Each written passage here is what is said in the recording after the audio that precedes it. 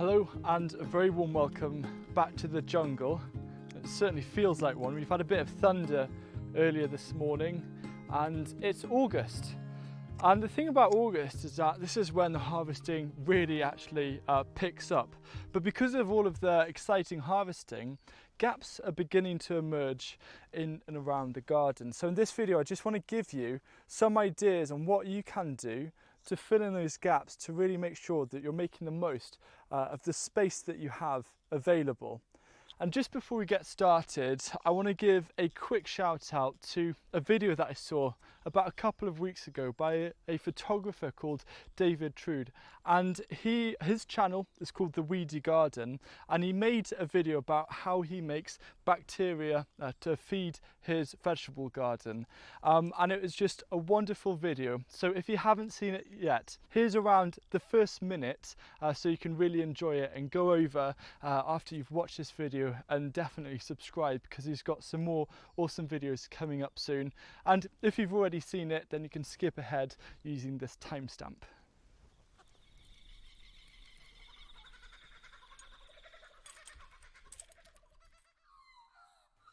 G'day. I'm standing here with bare feet and dirty hands. Usually I'm working as a photographer. You can call me a nature photographer, because for the last 35 years I've been travelling around the world making images that can inspire people to get out in nature, to connect with it. But in March 2020, I was stuck at home like most people. That put us better in the works. But that ended up being a good thing, because it gave me the opportunity to fulfill a dream I've had for a long time of having a garden that I could grow my own wonderful, colourful, natural, fresh, organic food. So I did.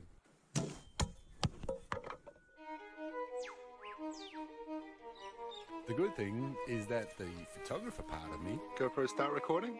has still been using all this camera gear that I've been accumulating over the years. So now I can share the journey with you. How awesome was that? Now, when it comes to having space appearing in your raised beds, for example, I've harvested all of these onions that I've started drying off, but I'm about to bring them into the barn.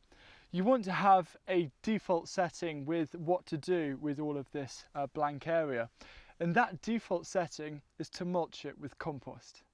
For us gardeners, there's nothing more important than having a healthy soil, which is why this is the best default, is to mulch your empty space with compost. A healthy soil consists of minerals, organic matter, and also all of the microbes such as bacteria and also fungi. And the most important way to promote a healthy soil is by using methods such as the no-dig method.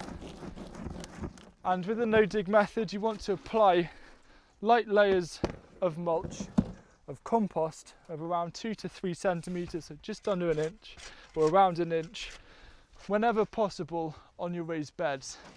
And when they're clear and empty, that is a perfect time to do it.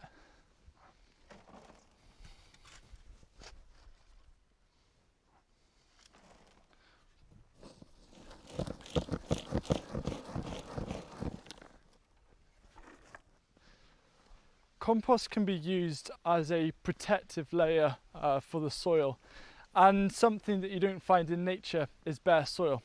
So what I'm doing here is I've got about half a bed that's clear where we had the potatoes, and so I'm just putting some of the compost over this and I'm going to spread it out. Now yes, I could definitely be planting something here, and there's nothing actually going to stop me planting directly into this bed after I've covered it with a nice layer of compost. But there's plenty of other gaps around the garden where I can grow other crops, and being in August we're fairly limited with what we can grow, and there's only so many radish, lettuce and turnips and spinach that I can eat. So there's nothing wrong at all with just dedicating parts of your raised beds and just putting them to sleep early for the winter. And what I do now is just add another wheelbarrow of compost over the top and then mulch it either with some landscape fabric if you have any, or preferably with cardboard and newspaper weighted down, and that means you're going to have no weeds and it's going to be ready to grow in next spring, and it's going to be some beautiful soil. What I'm doing here is I had a load of radish that I kind of forgot about, and I've got loads of radish elsewhere. It's running to seed. Now I could wait for these to form the edible seed pods, but I've got other radish dedicated for that elsewhere in the garden. So what I'm doing instead is I'm just going to clear this bed, because surprise, surprise, may sound funny, but I've got more radish to actually replace this. Because in August you have kind of a limited, as I mentioned before, a limited season in which to sow, and here in our climate, zone 8, we're only limited to salads and greens and other things such as pea shoots and radish and turnips. And something that I've really got into recently is pickling, mainly pickling cucumbers, but I really want to try out new recipes such as pickling radish and see how that goes. So what you can do is sow a cash crop or a giveaway crop or an experimental crop, which I'll cover it in a bit more detail. But for now, I'm just going to grow dish radish here purely to test pickling. And because I have a bit of space and I'm getting so many other harvests elsewhere, and I've got dish radish here that I can very much enjoy as normal, August is a perfect time to kind of try out some new things. So I'm going to see how well pickled radish tastes.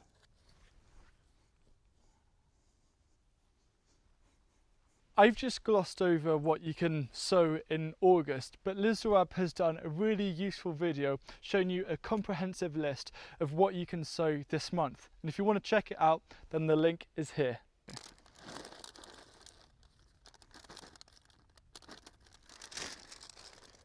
For me, I think one of the most enjoyable parts of growing foods is when you push against the norm and against common wisdom and try something different, and when you get pleasantly surprised at something new that isn't really recommended actually turns out well for you, then that's a huge sense of joy and excitement.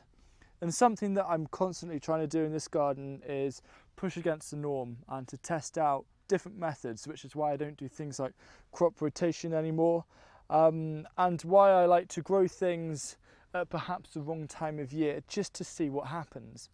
And that's exactly what I'm doing right now. I am sowing some broad beans, not to try and overwinter and get a crop next year, but to actually grow as a green, an edible green to enjoy in autumn, and to see if that will work. Now, it might get rust, I might hardly get any crop, I might get a bit of a crop, but ultimately I'm going in without any expectations, only out of curiosity. And so if it fails, it doesn't really matter if it fails. At least I've tested something and I know that I don't need to try it another time. But if it does work, it's something that I can then add to my go-to list of things that I can do in August. So in go the broad beans. I'm going to raise them in the solar tunnel until they're around about, I don't know, 7 centimeters, 3 inches tall. And then I'll plant them out in a spare gap and just see what happens. And I strongly encourage you guys to do the same, even if it goes against kind of gardening wisdom. There's no harm in trying it out when it's so late in the season, and if something does work out, then it's going to be so amazing. One of the things that I've tried to do this year is, if I have plants and then end up not having enough space, is to kind of just leave them in their pot and just to transplant them later on, even if they're looking a little tired, and see what happens. And I'll show you 2 examples of success stories with tomatoes and courgettes later on. So here's some kohlrabi, and these have been wanting to go in now. So all I'm going to do is just transplant them and just see what happens, because these plants have already grown. and they might not make it, but they might do, because these are already kind of 2 or 3 weeks established in terms of growing. There's a chance, especially because they are kohlrabi and not a longer maturing brassica, there's a chance that we could actually get some crops off these. Worst case scenario, we could just use their leaves, which is, you know, entirely possible. Chuck it into stir fries or whatever. So I'm just going to carry on planting the kohlrabi in this block here, and fingers crossed that I'm going to get a crop. Here I've got 4 courgette plants which are planted out about a month after the main ones, and these are looking really yellow and tired, and I could have just as easily thrown them out, but I had this space, and they've already started cropping, which is amazing. Here is a striato. I grew a lot of these courgettes this year, so I'll just harvest it. So you can see I've given these a second chance, and I'm getting some harvest from them, which is just wonderful. There were 12 tomato plants here, and these are transplanted about a month and a half after the main tomato plants in the solar tunnel, which are fruiting now. And you should have seen these were tiny pot-bound ones, and they had turned a really weird dark green colour. We put them out here, and now they're already beginning to crop. They've been flowering, they're looking really healthy, and it's just amazing to see how well nature is being able to bounce back when it's been in unfortunate circumstances, and then if it's given a chance, you can get some crops. So there's no harm if you have some spare plants, even if they're looking sad, to put them out and just see what happens. And that's an excellent use for any spare spaces that arise in your gardens this August. Ultimately, when it comes to deciding what you want to do with your spare spaces in August, there is no true right or wrong. It's a real chance to just try something different out, and just have a bit of creative freedom in deciding what you want to do with it. And for me, it's all about trying out new things, and if I can, putting beds to sleep early, just to save that time later on in autumn.